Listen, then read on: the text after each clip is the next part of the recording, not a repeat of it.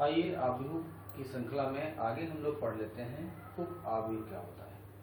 तो उप आव्यूह को इंग्लिश में कहते हैं सब मैट्रिक्स। देखिए जैसा कि नाम से ही मालूम हो रहा, उप आव्यूह यानी आव्यूह का कोई छोटा सा हिस्सा, यानी एक अगर बड़ा आव्यूह हमारे पास है और उस आव्यूह में से हम कुछ पंक्तियों को या कुछ स्तंभों को या पंक्तियों और स्तंभों को दोनों को हटा दें और हटाने के बाद में जो आव्यूह हमें प्राप्त होगा, शेष जो बचेगा, उस आव्यूह को हम लोग कहेंगे उप आव्यूह। जैसे उदाहरण के लिए हम लोग यहाँ एक आव्यूह लिख लेते हैं कि हमारे पास एक आव्यूह है 2 3 4 1 2 5। अब इस आव्यूह में से अगर हम एक स्तंभ सपोज करिए इस स्तंभ को हटा दें यहाँ से, तो हमारे पास जो नया आव्यूह हमें प्राप्त होगा वो ये होगा। ये जो आव्यूह हमें प्राप्त हो रहा है बी आव्यूह जिसको हम कह रहे हैं, ये पहले वाले आव्यूह ए आव्यूह का उप आव्यूह। तो उप आव्यूह की परिभाषा अगर आपको लिखनी होगी तो आप लिखेंगे यानी वह आव्यूह जो दिए गए आव्यूह में से कुछ पंक्तियों और कुछ स्तंभों को हटाने से प्राप्त हो जाता है। अब इसको पढ़ने का हमें औचित्य क्या है, तो पढ़ने का औचित्य ये है कि हम उप आव्यूह के बाद में पढ़ते हैं उप सारणिक। अब उप सारणी को अंग्रेजी में कहते हैं माइनर्स। तो माइनर्स क्या होते हैं ये समझना पड़ेगा। इसके लिए जरूरी ये है कि जो भी हम उप आव्यूह लें या हमें माइनर्स बनाने हैं तो इसके लिए हमारे पास एक वर्ग आव्यूह होना चाहिए। तो एक छोटा वर्ग आव्यूह लेते हैं सेकेंड ऑर्डर का 1 -1 2 और यहाँ पे 5 ये -2 का। तो देखिए ये 2/2 का है। ध्यान ये रखना है कि जब कभी भी माइनस बनाएंगे तो माइनस बनाने में हमेशा वर्ग आव्यूह का ही प्रयोग किया जाता है। बनाते कैसे हैं, किसी भी वर्ग आव्यूह में किसी अवयव का उपसारणिक उस पंक्ति और उस स्तंभ को छोड़ देने से मतलब हटा देने से शेष अवयवों के सारणिक को हम लोग कहते हैं उप सारणिक। जैसे उदाहरण के लिए जो पहला एलिमेंट हमारे पास यहाँ ये दे रखा है, इसको हम लोग कहते हैं 1 1।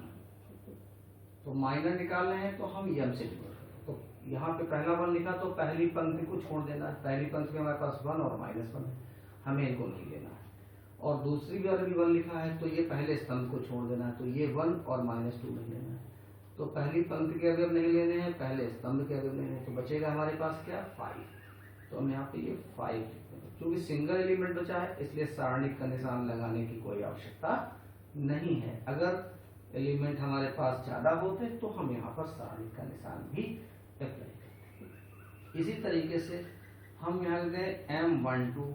अब क्या करना, पहली पंक्ति नहीं लेनी तो पहली पंक्ति छोड़ देनी, पहली रो, और दूसरा कॉलम छोड़ देना, दूसरा कॉलम ये छोड़ देना।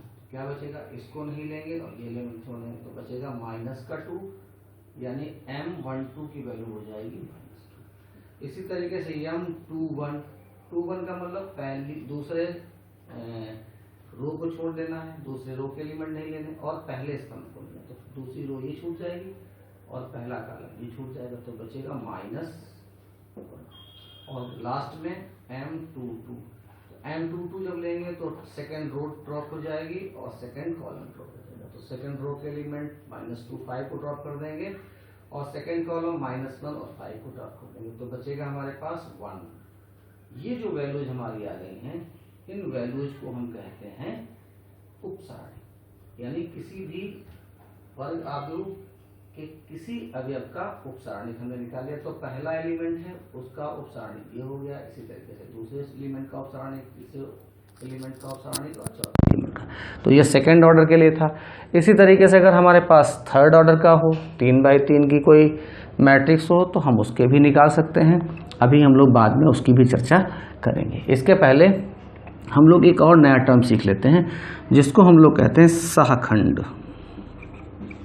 सहखंड या सहखंडज भी कहते हैं, कोफैक्टर इंग्लिश में कहते हैं, और इसको समझना हमारे लिए बहुत ही ज़रूरी है।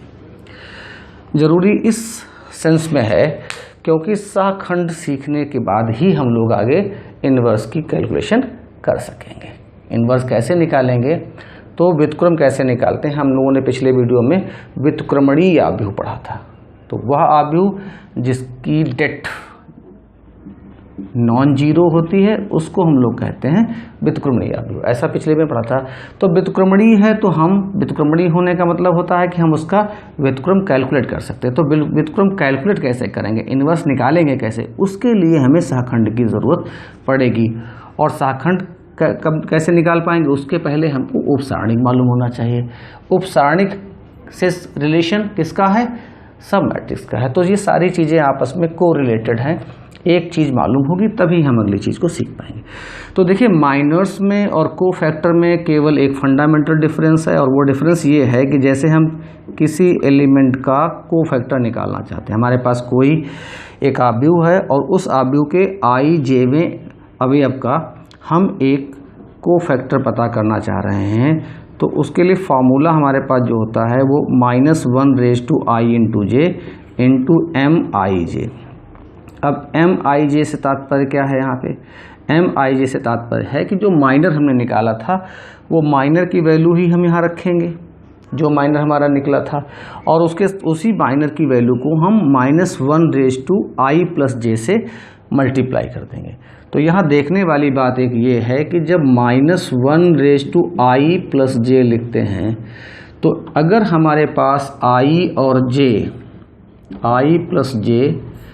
क्या है, इवन नंबर हो, इवन नंबर से मतलब है सम संख्या हो, तो इस पूरे की वैल्यू हो जाएगी +1।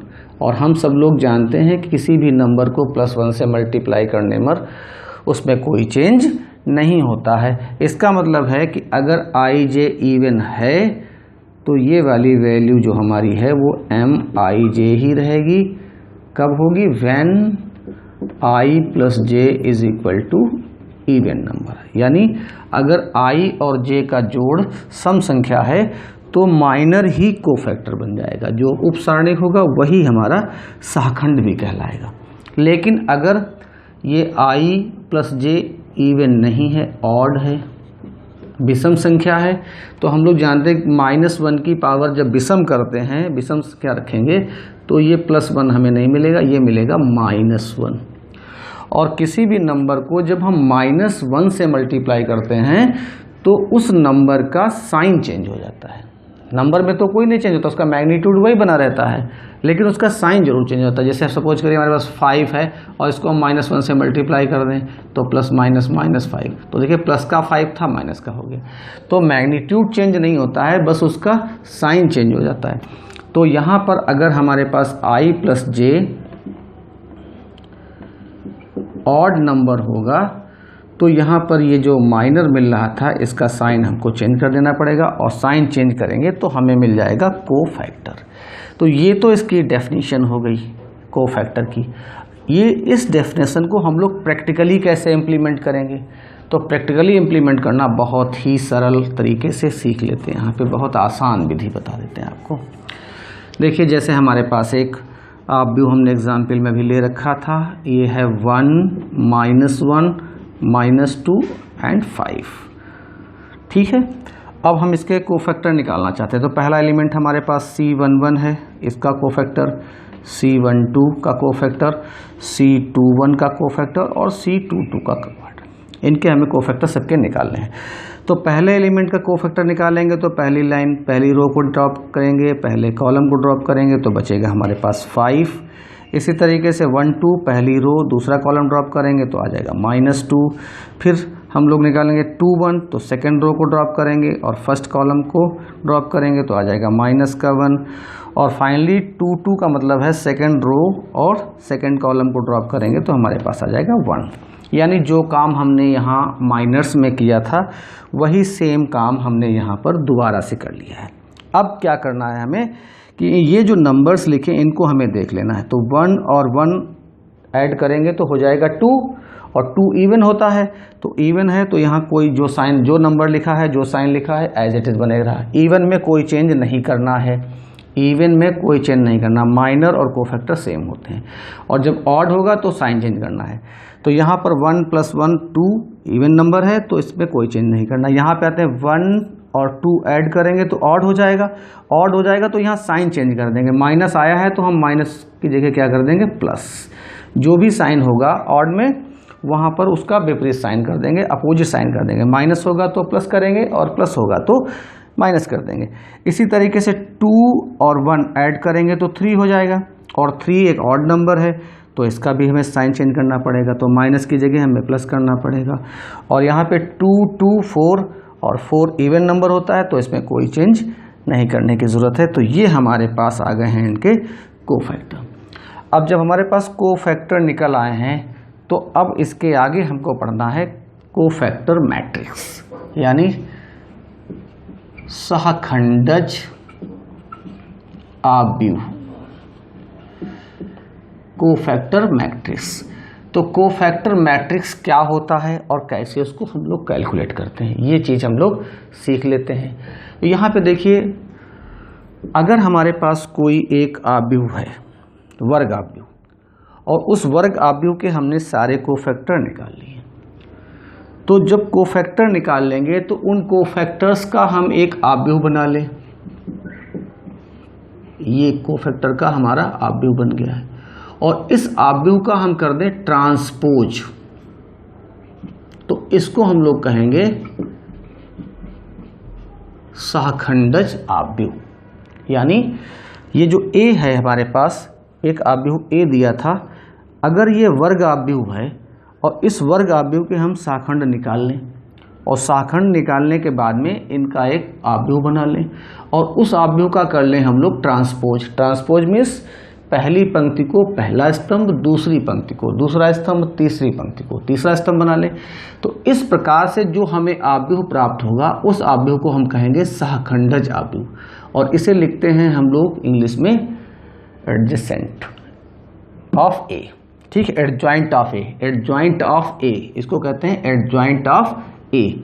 तो जैसे देखिए, ये जो एग्जाम्पल था इसमें हम लोगों ने यहाँ पे कोफैक्टर्स निकाले थे, तो अगर हमें इसका एडजॉइंट निकालना हो तो हम इसकी वैल्यूज़ को लिख देंगे। तो पहली वैल्यू देखिए, अच्छा पोजीशन ध्यान रखेंगे, जिस पोजीशन की वैल्यू हमने निकाली है उसी पोजीशन पे रखेंगे। तो C11 का मतलब होता है पहली पंक्ति और पहले स्तंभ का अवयव, तो यहाँ पे रखा जाएगा। फिर ये C12 यहाँ आ जाएगा, फिर ये हमारे पास C21 आ गया, और ये C22 आ गया, तो ये आ गया। और इनका हमें क्या करना है, ट्रांसपोज कर देना है। तो हम इनका ट्रांसपोज कर देते हैं, पहली पंक्ति को पहला स्तंभ बना देते हैं और दूसरी पंक्ति को दूसरा स्तंभ बना देते हैं। ये हमारे पास आ गया है एडजॉइंट। तो इस तरीके से हम लोग एडजॉइंट या सहखंडज आव्यूह ज्ञात कर सकते हैं। ये हमने सेकेंड ऑर्डर का लिया था। आइए हम एक थर्ड ऑर्डर का एग्जाम्पल लेते हैं और उस एग्जाम्पल को लेके उसका सहखंडज आव्यूह प्राप्त करते हैं। आइए एक थर्ड ऑर्डर के वर्ग आव्यूह से हम लोग उसका सहखंडज आव्यूह ज्ञात कर लेते हैं। हमारे पास एग्जाम्पल एक है, a is equal to 1 2 -1 3 -2 4 and 1 3 2, और इसका हमें निकालना है एडजॉइंट। तो एडजॉइंट निकालने के लिए हम लोग सबसे पहले इसके कोफैक्टर्स निकाल लेते हैं। तो कोफैक्टर निकालने के लिए देखिए, ये थर्ड ऑर्डर का है, तो हमें इसमें 9 एलिमेंट हमारे पास हैं, तो सारे एलिमेंट्स के हमें कोफैक्टर निकालने पड़ेंगे। पहले एलिमेंट का कोफैक्टर निकाल लेते हैं C11। तो C11 के लिए पहली रो ड्रॉप करना है, पहला कॉलम ड्रॉप करना है। हमारे पास बचेंगे ये 4 एलिमेंट, इनको हम लिख लेते हैं। फिर इसी तरीके से C12 को लिख लेंगे, तो हमें पहली रो ड्रॉप करनी है, दूसरा कॉलम ड्रॉप करना है, तो यहाँ पे आ जाएगा 3 1 4 2। आप इसको पॉज करके आराम से इत्मीनान से देख लें कि पहली रो को ड्रॉप कर रहे हैं और सेकंड कॉलम को। अपनी कॉपी पे क्वेश्चन को नोट कर लें, उस पर ड्रॉप करके देखें। इनको नहीं लिखना है, इनको नहीं लिखना, तो क्या बचेंगे, जो बचेंगे उनको लिख लेना है यहाँ पे। इसी तरीके से आ जाएगा C13, तो पहली रो को ड्रॉप करना है और थर्ड कॉलम को ड्रॉप करना है, तो ये हमारे पास आ जाएगा 3 1 -2 एंड 3। इसी तरीके से C21 लिख लेना है, C22 लिख लेना है और C23 लिख लेना है। तो C21 लिखेंगे तो फर्स्ट सेकंड रो और फर्स्ट कॉलम को ड्रॉप करेंगे, तो सेकंड रो ये बीच वाली हो गई और फर्स्ट कॉलम ये पहला वाला हो गया। तो बचेगा हमारे पास 2 3 -1 2। सेकंड रो और सेकंड कॉलम ड्रॉप करेंगे तो यहाँ आ जाएगा 1 1 और यहाँ आ जाएगा -1 2, और सेकंड रो और थर्ड कॉलम ड्रॉप करेंगे तो हमारे पास आएगा 1 1 एंड 2 3। फिर आ जाता है हमारे पास C31 C32 एंड C33। देख लीजिए, तो C31 निकालेंगे तो हमें क्या करना है, थर्ड रो ड्रॉप करनी है और फर्स्ट कॉलम ड्रॉप करना है। तो थर्ड रो और फर्स्ट कॉलम ड्रॉप करेंगे तो ये 4 एलिमेंट बचेंगे और इन चारों एलिमेंट को लिख लेना है 2 -1 -2 4। Third row second column drop करेंगे तो हमारे पास बचेगा 1 3 और यहाँ पे आ जाएगा -1 4। और फाइनली जो लास्ट एलिमेंट है इसके लिए हम वैल्यू निकालेंगे तो थर्ड रो और थर्ड कॉलम ड्रॉप हो जाएगा तो आ जाएगा 1 3 एंड 2 -2। अब देखिए इसमें जैसे कि बात हम लोग पहले कर चुके थे, इस पे यहीं पर थोड़ा सा हमें ध्यान देना पड़ेगा कि हमें साइन भी अप्लाई करने पड़ेंगे, प्लस और माइनस देखना पड़ेगा कहाँ पे प्लस आएगा और कहाँ पे माइनस आएगा। तो ये जो नंबर हम लिख रहे हैं इनको हमें ऐड कर लेना है, जोड़ लेना है, और जोड़ने पे अगर इवन आता है तो प्लस लगा देना है और ऑड आता है तो माइनस लगा देना है। तो देखिए 1 + 1 becomes 2, 2 इवन है तो प्लस रहेगा, कोई चेंज नहीं करने की ज़रूरत है। 1 + 2 क्या हो जाता है 3, तो ये 3 आ जाएगा तो यहाँ माइनस लगा देंगे क्योंकि ऑड है। 1 + 3 4 हो जाएगा, 4 इवन है तो कोई चेंज नहीं करेंगे। 2 + 1 3 है और 3 ऑड है तो यहाँ माइनस लगा देंगे। 2 + 2 4 इवन, कोई चेंज नहीं। 2 + 3 5 ऑड है तो माइनस लगाएंगे। 3 + 1 4 इवन है, कोई चेंज नहीं करेंगे। 3 + 2 5, 5 हमारा ऑड है तो माइनस लगाएंगे। और 3 + 3 6 हो जाता है और 6 इवन है तो इसमें कोई चेंज करने की ज़रूरत नहीं है। अब ये जो साइन हमने लगा दी, ये साइन हमें इसके आगे प्रोसीड करना है और इसको सॉल्व कर लेना। तो देखिए इसको सॉल्व करना बहुत आसान है, क्रॉस मल्टीप्लाई करेंगे। देखिए कभी भी हम इस तरीके से जब सॉल्व करेंगे, एक हम बिल्कुल अलग सॉल्व करके आपको बताते हैं। तो पहले left top to right down इनको पहले सॉल्व करते हैं, इनको पहले मल्टीप्लाई कर लेंगे। मल्टीप्लाई कर लें तो -2 को 2 से करेंगे तो -4 आ जाएगा और फिर हमेशा यहाँ माइनस का साइन लगाएंगे। इन दोनों को मल्टीप्लाई करेंगे, फिर माइनस का साइन अप्लाई करेंगे और उसके बाद में इन दोनों को मल्टीप्लाई करेंगे जो बचे हुए एलिमेंट्स हैं और उनको लिख देंगे। अगर इन दोनों को मल्टीप्लाई करने में किसी क्वेश्चन में माइनस आए तो आप ब्रैकेट में वैल्यू रखें आगे। फिलहाल यहाँ पर तो माइनस में नहीं आ रहा है, 3 4 जा 12 आ रहा है और 12 यहाँ प्लस का आ रहा, तो ऐसे एज इट इज़ लिख देते हैं, इसमें कोई चेंज नहीं करते। लेकिन अगर कभी जैसे सपोज करिए यहाँ माइनस होता तो मल्टीप्लाई करते तो माइनस का 12 आता तो यहाँ माइनस लगा देते इस तरीके से। तो ये बात हमको अच्छे से समझ लेनी है और अच्छे से करना है। अच्छा, 1-2 बार थोड़ा सा अभ्यास कर लेंगे और फिर उसके बाद में जब क्वेश्चन लगाएंगे तो फिर हमारे कहीं भी गलती नहीं होगी और फिर इतना लंबा हमें करना भी नहीं पड़ेगा। हम इसकी शार्ट टेक्निक भी बाद में सीखेंगे कि ये पूरा ना करना पड़े प्रोसेस, बहुत शार्ट में कैसे इसको कर लें, तो बाद में इसका भी हम लोग डिस्कस करेंगे। फिलहाल इसका डिस्क्रिप्शन इसी तरीके से करना पड़े। तो इन दोनों को मल्टीप्लाई करेंगे तो -4 माइनस लगाएंगे, 3 4 जा 12 और दोनों को सॉल्व करेंगे तो माइनस का 16 आ गया। देखिए यहाँ माइनस बाहर लगा हुआ है तो माइनस लगा के फिर ब्रैकेट में करेंगे कैलकुलेशन। 3 2 जा 6 माइनस लगाएंगे, 1 4 जा 4 तो माइनस इनको कर देंगे। तो 4 में से 6 में से 4 माइनस करेंगे तो आ जाएगा 2 और माइनस बाहर लगा हो तो -2 हो जाएगा। यहाँ देखिए 3 3 जा 9 माइनस, अब देखिए इन दोनों को मल्टीप्लाई करेंगे तो माइनस आ रहा है तो ब्रैकेट में रखेंगे -2, तो ये 9 और ये माइनस माइनस मिलके हो जाएगा प्लस, तो 9 + 2 becomes 11। यहाँ माइनस लगा देंगे, 2 2 जा 4 माइनस लगाएंगे और ये 3 1 जा 3 माइनस का आएगा तो ब्रैकेट में लिखेंगे इसको। तो देखिए -4 और ये माइनस माइनस मिलके प्लस हो जाएगा और 4 और 3 ऐड करेंगे तो 7 हो जाएगा। अगले स्टेप पे चलते हैं। 1 2 जा 2 माइनस लगा देंगे, 1 1 जा माइनस का 1 आएगा, यहाँ 2 और ये माइनस माइनस मिलके प्लस हो जाएगा, 2 और 1 मिलके 3 हो जाएगा। यहाँ माइनस है, जब कभी भी माइनस बाहर लगा होगा तो पहले ब्रैकेट, माइनस के जस्ट बाद में ब्रैकेट, उसके बाद में फिर कैलकुलेशन। तो 1 से 3 को मल्टीप्लाई करेंगे 3 माइनस लगाएंगे, 1 2 जा 2, हम लोग जानते हैं 3 - 2 कितना होता है 1 होता है।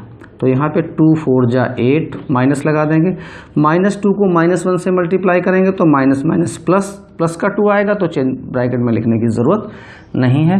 8 - 2 becomes 6, यहाँ पे माइनस लगा हुआ है, ब्रैकेट लगाना पड़ेगा। 1 4 जा 4 माइनस 3 1 जा 3, ये माइनस का 3 आ रहा है क्योंकि यहाँ माइनस का 1 है, तो यहाँ माइनस लगाना पड़ेगा।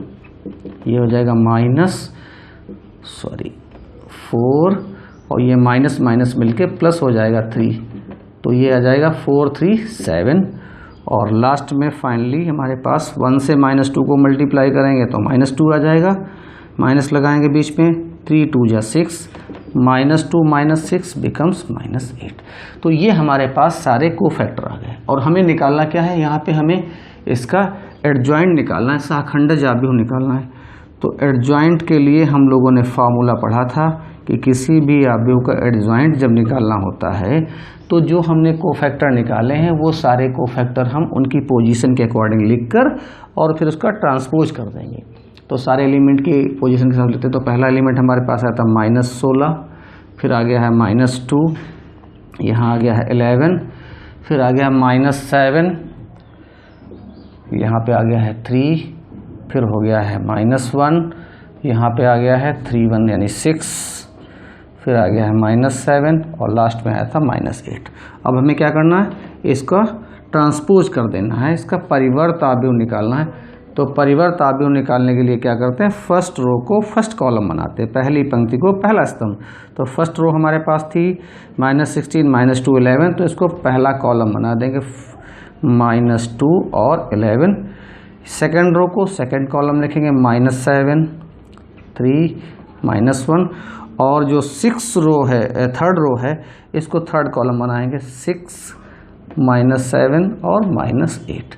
इसमें एक बात और ध्यान रखने वाली बात है या मज़ेदार बात कह सकते हैं आप कि जो लीडिंग डायगोनल होता है, प्रिंसिपल डायगोनल होता है, मुख्य विकर्ण, उसके अवयव परिवर्त करने पर भी चेंज नहीं होते हैं। और इस तरीके से ये हमारा जो एडजॉइंट है इस आव्यूह का निकल आया है जो थर्ड ऑर्डर का था। तो इसको हम लोग इतना लंबा ना करना पड़े इसके लिए शार्ट में, लेकिन कैलकुलेशन तो सारे करने पड़ेंगे। शार्ट यही इसका होता है कि ये जो हमने पूरी प्रक्रिया यहाँ बोर्ड पे करी है इस चीज़ को हम मन में कैलकुलेट कर लें और मन में कैलकुलेट करके इसको हम लोग लगा लें।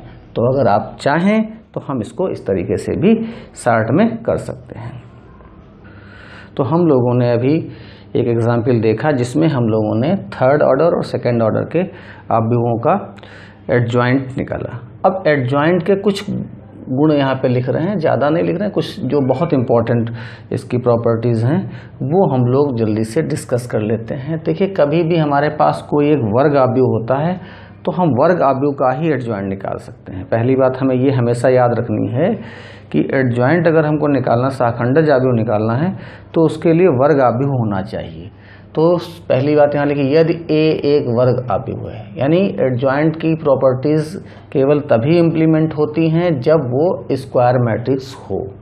तो स्क्वायर मैट्रिक्स होगा तो कौन कौन सी प्रॉपर्टी हो जाएंगी, तो एक प्रॉपर्टी हमारे पास ये पहली है कि किसी भी मैट्रिक्स का एडजॉइंट अगर हम निकाल लें और एडजॉइंट को उस मैट्रिक्स से हम मल्टीप्लाई करें तो चाहे मैट्रिक्स को पहले रखें और बाद में एडजॉइंट को रखें या एडजॉइंट को पहले रखें और मैट्रिक्स को बाद में रखें, यानी कॉम्यूटेटिव प्रॉपर्टी जो होती है वो यहाँ पर इम्प्लीमेंट हो जाती है। तो ये रूल एक यहाँ पर काम करता है और इसकी जो वैल्यू आती है वो जैसा कि हम लोग जानते हैं आई जो होता है, आई मीन्स आइडेंटिटी मैट्रिक्स। तो आई जो होता है वो क्या होता है, हम लोग जानते हैं इसके बारे में कि लीडिंग डायगोनल जो होता है उस पर 1 1 1 आता है। ये हमने थर्ड ऑर्डर का लिखा है, फोर्थ ऑर्डर का होगा तो 4 लाइन रो और 4 कॉलम हो जाएंगी।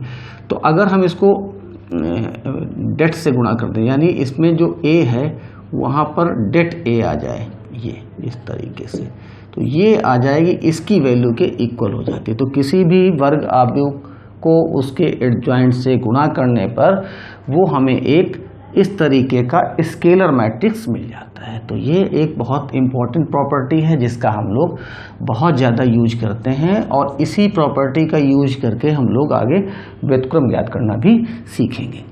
एक दूसरी प्रॉपर्टी यहाँ पर हमारे पास है कि किसी भी मैट्रिक्स का, स्क्वायर मैट्रिक्स का जब हम एडजॉइंट निकालते हैं तो अगर हम उस एडजॉइंट मैट्रिक्स जो निकाल रहे हैं उसका हम लोग डिटरमिनेंट निकाल लें, उसका सारणिक बना दें, तो उसकी जो सारणिक की वैल्यू है वो जो मैट्रिक्स थी उस मैट्रिक्स की जो सारणिक बनेगी उसकी पावर n-1 के इक्वल हो जाता है। तो यानी अगर हमारे पास कोई थर्ड ऑर्डर का, यहाँ n क्या है, n इसका ऑर्डर है, यानी उसमें कितनी रो और कितनी कॉलम है। तो जो भी उसका ऑर्डर होगा उस ऑर्डर में से एक माइनस कर देंगे। थर्ड ऑर्डर होगा तो यहाँ स्क्वायर आ जाएगा, स्क्वायर सेकंड ऑर्डर की होगी तो यहाँ 1 ही पावर रहेगी। तो इस तरीके की चीज़ जो है, यानी इस जो फार्मूला है ये, इसका हम लोग बहुत ज़्यादा वाइडली आगे यूज करेंगे, और ख़ास तौर से जो कॉम्पिटिटिव एग्ज़ाम होती हैं उसमें इस रिलेशन का बहुत ज़्यादा यूज किया जाता है। एक और यहाँ पर है कि अगर हम यहाँ 2 ऑपरेशन कर रहे हैं एक साथ में, एक तो हम एडजॉइंट निकाल रहे हैं और दूसरा हम ट्रांसपोज भी कर रहे हैं। देखिए ये एडजॉइंट लिखा और ये ट्रांसपोज लिखा है। तो अगर हम ये दोनों ऑपरेशन कर रहे हैं तो ये दोनों ऑपरेशन रिवर्सिबल होते हैं, यानी पहले हम ट्रांसपोज कर दें फिर उसका इन्वर्स निकालें, या पहले एडजॉइंट कर दें फिर हम उसका वो ट्रांसपोज करें, तो उन दोनों कंडीशन में सेम रहता है। यानी पहले हमने जो हमारे पास वर्ग आव्यूह है उसका हमने ट्रांसपोज कर दिया, उसका परिवर्त आव्यूह निकाल लिया, और फिर उसका हमने साखंडज आव्यूह निकाला। परिवर्त पहले किया और साखंडज बाद में किया। यहाँ पर क्या किया, साखंडज आव्यूह पहले बना लिया फिर परिवर्त कर दिया। तो दोनों कंडीशन में वो जो वैल्यू होती है वो इक्वल रहती है, यानी ये जो 2 ऑपरेशन हैं एडजॉइंट के और ट्रांसपोज के, ये रिवर्सिबल हैं। किसी एक ऑपरेशन को पहले और दूसरे ऑपरेशन को बाद में कर दें तो कोई फर्क नहीं पड़ेगा। एक और प्रॉपर्टी हमारे पास जो चौथी यहाँ पर है, ये 2 मैट्रिक्स के लिए है। हालांकि हम जान रहे हैं कि वर्ग आव्यूह में ही काम करता है, तो ये दोनों समान क्रम के वर्ग आव्यूह होने चाहिए। ए और बी दोनों का ऑर्डर सेम होना चाहिए और दोनों स्क्वायर मैट्रिक्स होने चाहिए। तो अगर ए और B 2 square matrix of the same order हैं तो हम उन दोनों को मल्टीप्लाई कर लें, और मल्टीप्लाई करके उनका हम क्या निकालें, एडजॉइंट निकालें, यानी साखंडज आव्यूह बना लें। तो पहले मल्टीप्लिकेशन किया और फिर साखंडज आव्यूह किया। ये चीज़ जो वैल्यू हमें यहाँ पे जो वैल्यू मिलेगी वो वैल्यू इसके इक्वल होगी। ये क्या है, इसमें हमने क्या किया, यहाँ पहले मल्टीप्लाई किया था फिर साखंडज निकाला। यहाँ हम साखंडज निकाल लें, हमारे पास जो 2 आव्यूह हैं उन दोनों के अलग अलग साखंडज निकाल लें, और निकालने के बाद उनको मल्टीप्लाई करें। लेकिन यहाँ पे मल्टीप्लिकेशन जो होता है वो रिवर्स ऑर्डर में होता है, यानी जैसे हम यहाँ पे a को b से मल्टीप्लाई करके फिर साखंडज निकाल रहे थे, तो यहाँ पे जब हम पहले साखंडज निकालेंगे और बाद में मल्टीप्लाई करेंगे तो यहाँ पे रिवर्स ऑर्डर हो जाएगा। तो b का जो साखंडज आव्यूह है वो हमें पहले लिखना पड़ेगा, जो यहाँ पे बाद में आता है आव्यूह उसको हमें उसका साखंडज आव्यूह पहले लिखना पड़ेगा, और जो पहले आता है उसका साखंडज आव्यूह बाद में लिखना पड़ेगा।